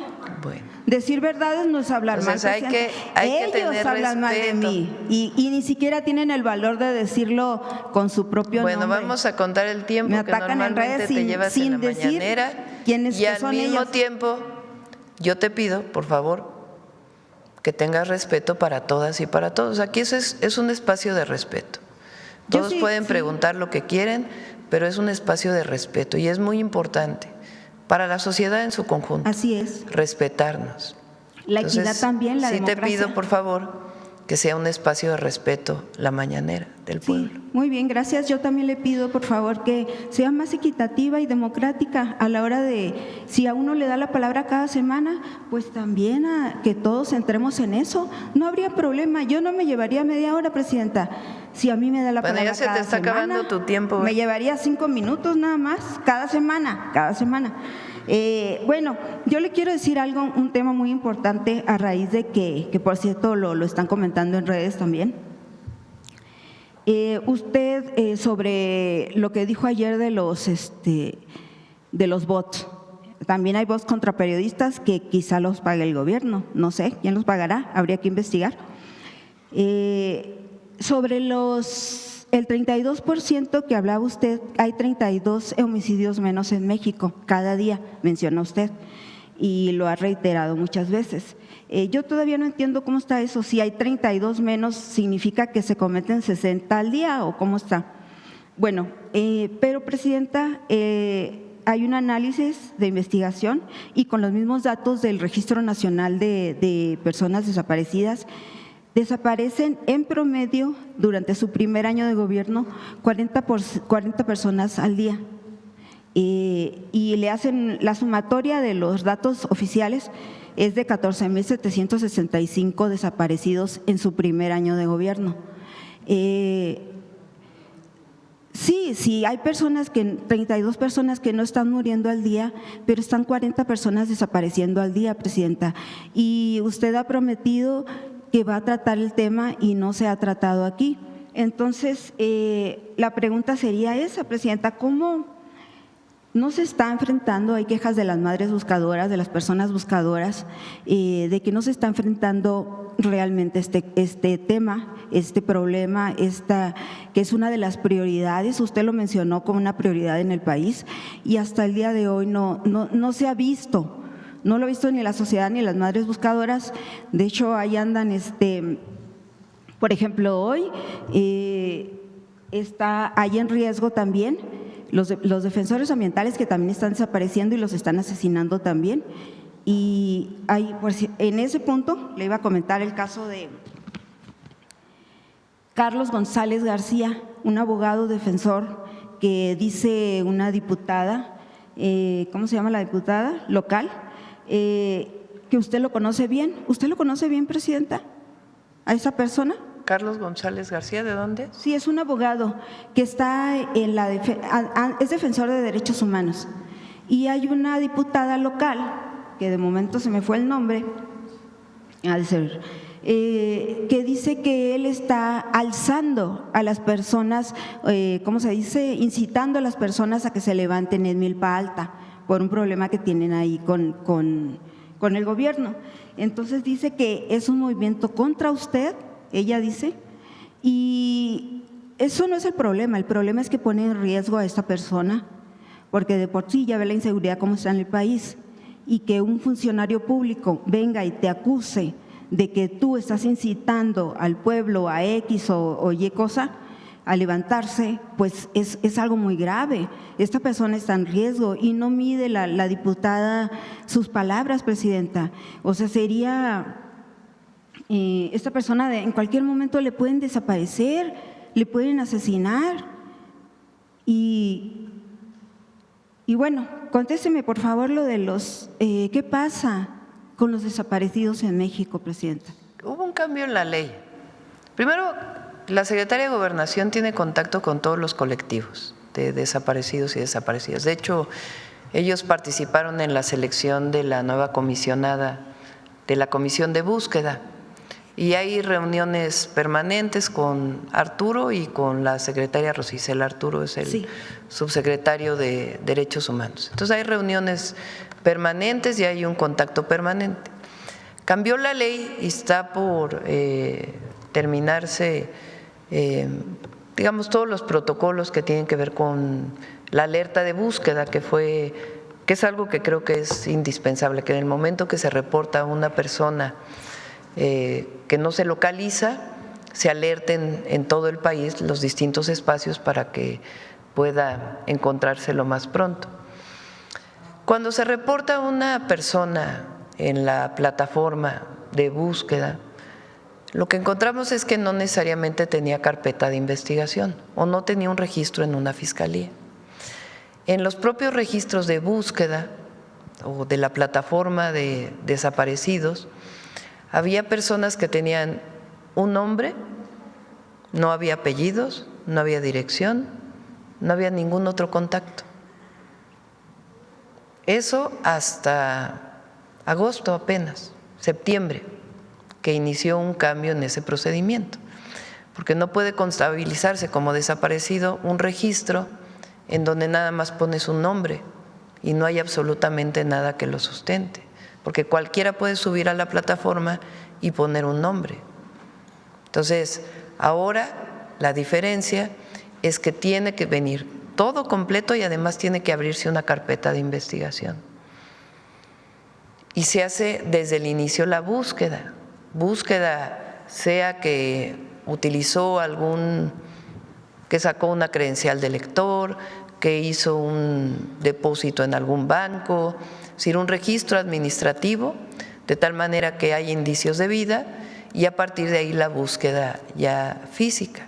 Entonces, por esa razón es que hay un número determinado de personas desaparecidas en la plataforma de búsqueda, y lo que está haciendo el equipo de trabajo pues es garantizar que en efecto, primero, todos tengan sus datos completos, y segundo, que realmente esté abierto el registro en las fiscalías estatales o ya directamente la carpeta de investigación. Entonces hay un número determinado, muchos de ellos incluso ya fueron encontrados, que no se bajaba de la plataforma de desaparecidos, otro número que no tiene datos y que difícilmente puede contabilizarse como una persona desaparecida porque no hay ninguna información, incluso no ponen teléfono para poder localizar a sus familiares. Entonces hasta ahora que ya se cambió la ley, pues ya se está haciendo el nuevo esquema. Ahora, lo que sí es importante es que hay registro de todas maneras, y lo que de todas maneras, aunque no estés tú de acuerdo, Reina, entre octubre o septiembre del 2024 a octubre del 2025 hay una reducción de 37% en los homicidios dolosos en el país. No. Y en el tema de desaparición, lo que estamos es terminando pues de hacer esta revisión. ¿Y por qué están desapareciendo 40 personas al día, Presidenta? Es que ese dato también tiene que ver con lo que estaba en la plataforma, que repito, no necesariamente es una persona que tiene todo, o un registro que tiene todos los datos. Entonces, si en un registro, en una plataforma solo dice desapareció esta persona, ¿qué persona? Pues solo tiene el primer nombre, ni siquiera tiene apellidos, no tiene teléfono, no tiene ubicación, no tiene contacto. Pues entonces hay que decir, a ver, hay tantos registros, pero en realidad tantas personas completamente registradas con carpeta de investigación en donde se puede presumir que hay un delito de desaparición y al mismo tiempo inicia todo el proceso de localización. Entonces es por esa razón, durante mucho tiempo había muchísimos registros que no necesariamente tienen el sustento. Entonces, ¿cuál es el registro que tiene usted de cuántos desaparecen al día? Ya lo vamos a presentar. ¿Cuándo? Tiene que ver con este cambio en la manera en que se tienen que registrar, porque pues es indispensable. Si un familiar tiene una persona desaparecida, se acerca a un colectivo, por ejemplo, el colectivo, pues ahora sí tiene que ayudarle a poner todos los nombres y también abrir la carpeta de investigación. Pero ya van varias ocasiones que se le pregunta a usted aquí y usted dice ya lo vamos a presentar. Sí, ya lo vamos ¿Ya tiene fecha? ¿Ya tiene una fecha? Sí, este mismo año lo vamos a presentar, pero tiene que ver con esto, con la modificación a la ley. Ajá. Que se hizo la aprobación a la ley y ya ahora que cambió la ley, entonces ya se pueden contabilizar de una manera distinta. Nada más para reforzarlos. Y además importante, porque se recibe a todos los colectivos y a todas y todos se les atiende. Nada más para reforzar los datos, según lo que dice allí, Jalisco 198% se incrementó la desaparición de personas. En Baja California Sur, que no han querido hablar así ya concretamente sobre lo que está pasando ahí, 140%, Sinaloa 132%, Chiapas, que ya ve que hay un grave problema también ahí de inseguridad. Esta idea que tú quieres plantear, de que en realidad no hay homicidios, pero desaparecidos, por eso, pero te estoy explicando el tema de las dificultades que tiene el registro hasta el cambio de la ley. Entonces no se acaba el año sin que lo presente ya y que se hable del tema más ampliamente, bueno, a más detalle. Y Presidenta, nada más para precisar el dato aquí, es la diputada de Morena, Judith Vanegas, y el problema es que la gente está en contra del proyecto de ordenamiento territorial. Una propuesta que creo que viene desde su gobierno cuando usted era jefa de gobierno. Entonces, ¿por qué no se les ha podido resolver ahí la situación, Presidenta? Milpalta es una alcaldía de la Ciudad de México que es la alcaldía más rural. Ahí está Carlos, que conoce muy bien Milpalta.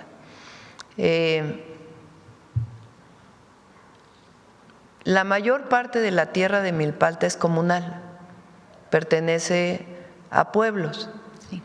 Ahí ha habido históricamente un problema agrario, que es que las autoridades de la comunidad se eligen y luego vienen los amparos y entonces el núcleo agrario, que es muy importante en términos de la autoridad del pueblo, más allá de las autoridades políticas, porque es la autoridad en términos de la propiedad de la tierra, pues en realidad en este momento no tienen autoridad por la cantidad de amparos que se han interpuesto frente a la elección del núcleo. Ahí participa la Procuraduría Agraria, pero es algo que viene desde hace tiempo. Durante prácticamente 40 años hubo un presidente provisional de bienes comunales, don Julián, que representaba algo muy importante para la comunidad.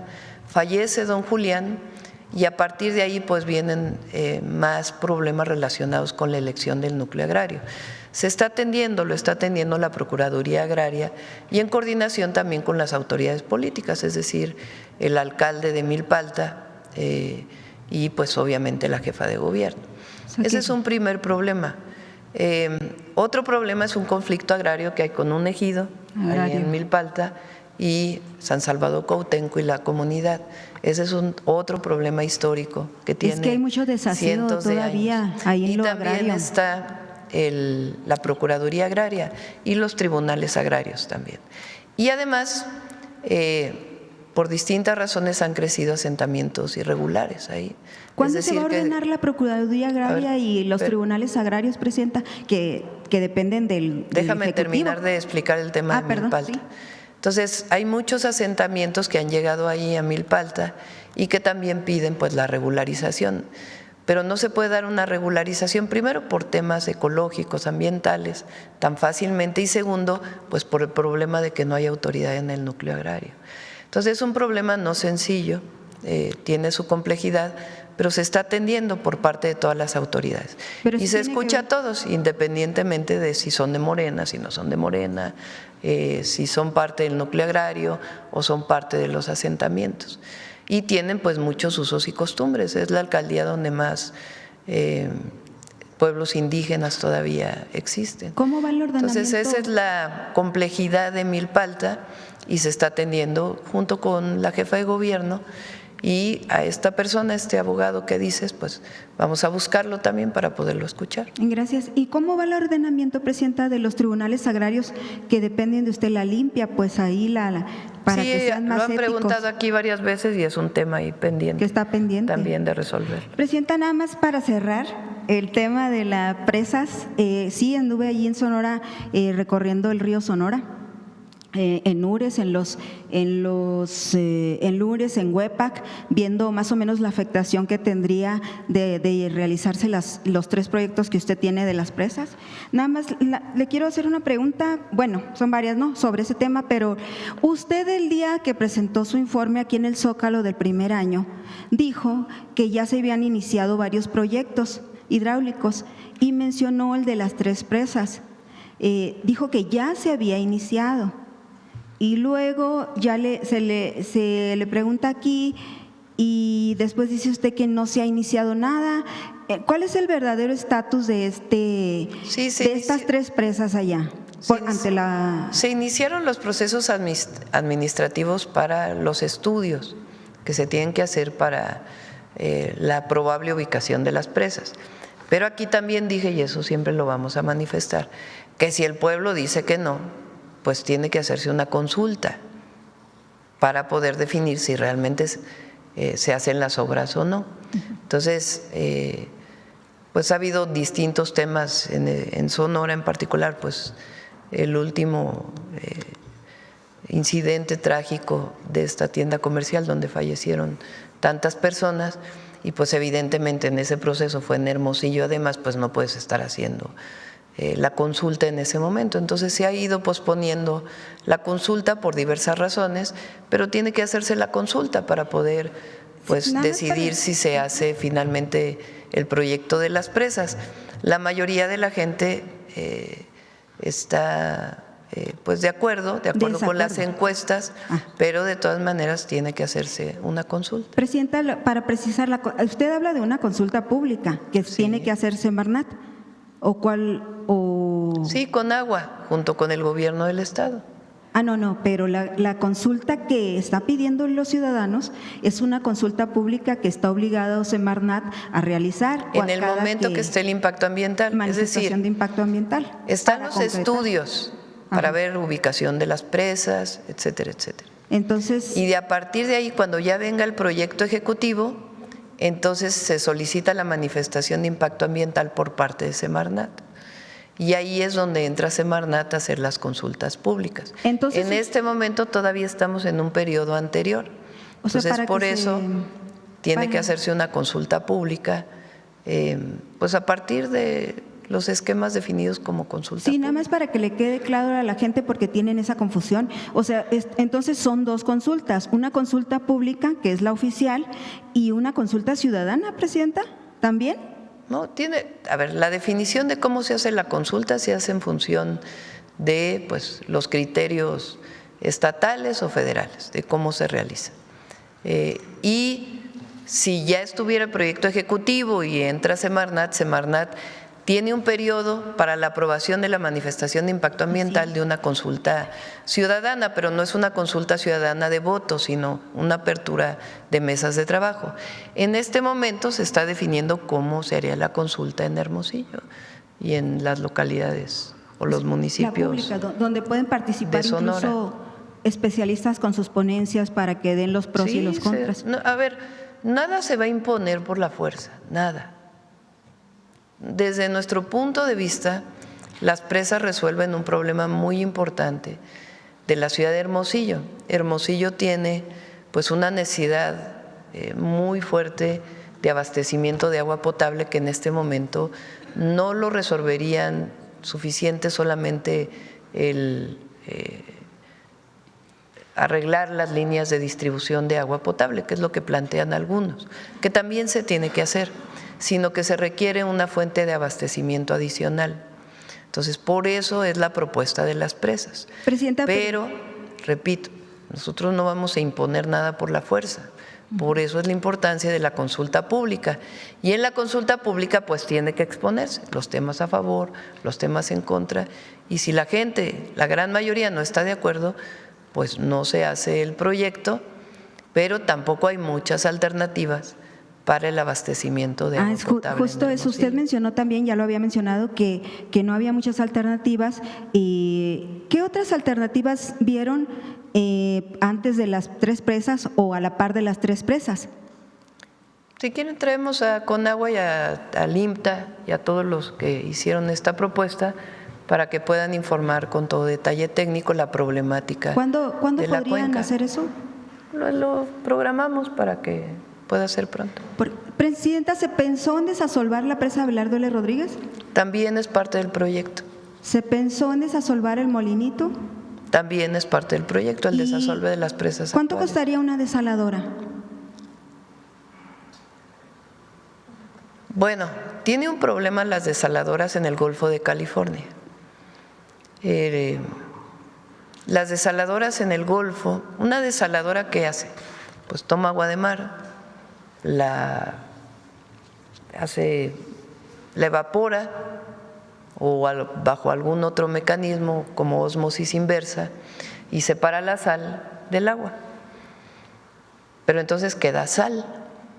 Entonces el problema es qué haces con esa sal. Entonces se requiere un esquema de disposición de sal. En algunos casos puede regresar al mar bajo ciertas condiciones, pero si la sal, en el caso del Golfo de California, regresara al Golfo, pues tiene muchos problemas ecológicos. El Golfo de California pues es una zona de altísima biodiversidad. Entonces las desaladoras en el Golfo tienen su problemática, por eso se plantean más bien en el Pacífico, incluso en el Golfo puede haber la opción, pero sobre el Golfo tiene mucha problemática una desaladora en términos ambientales. ¿Por eso se descartó? Sí, por eso no se está planteando. Presidenta, puede haber pequeñas plantas desaladoras, bueno, ya hay, pero una planta grande, sí.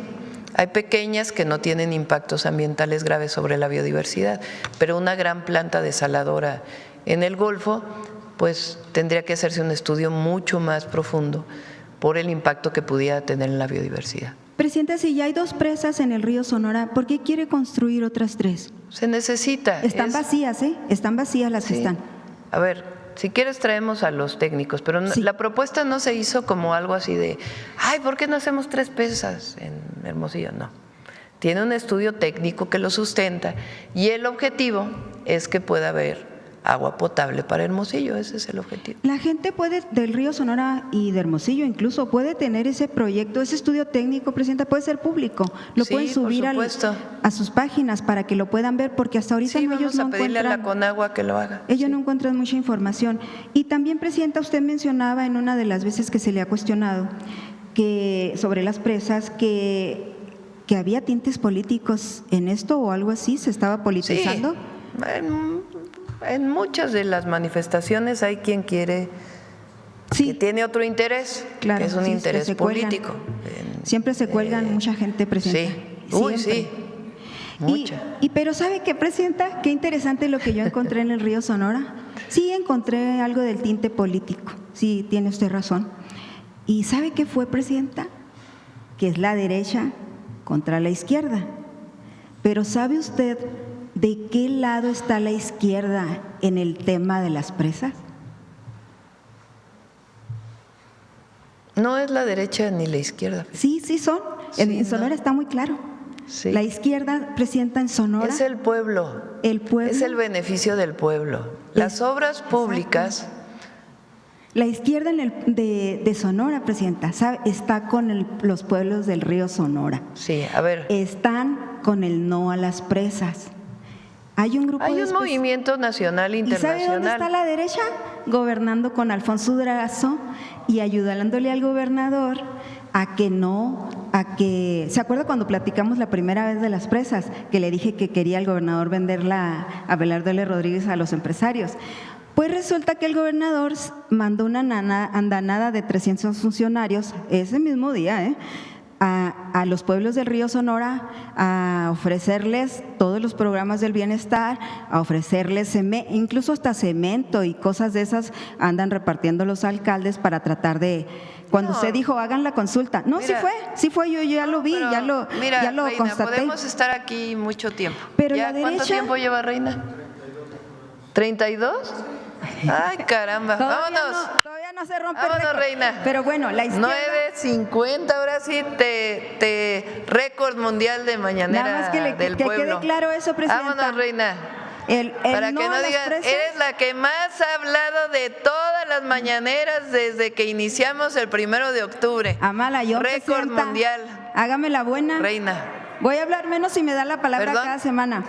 Pero la izquierda en Sonora está con el lunes. No a las presas, está con el pueblo. Ya llevas 30 minutos. Fíjate. Y la derecha, por ejemplo, Célida López, derecha. Son obras para el pueblo y el pueblo decide. Aquí no es ni izquierda ni derecha. Vámonos. Gracias. El lunes sí hay conferencia. Nos vemos la próxima semana. Lunes, 7:30. Suave Patria.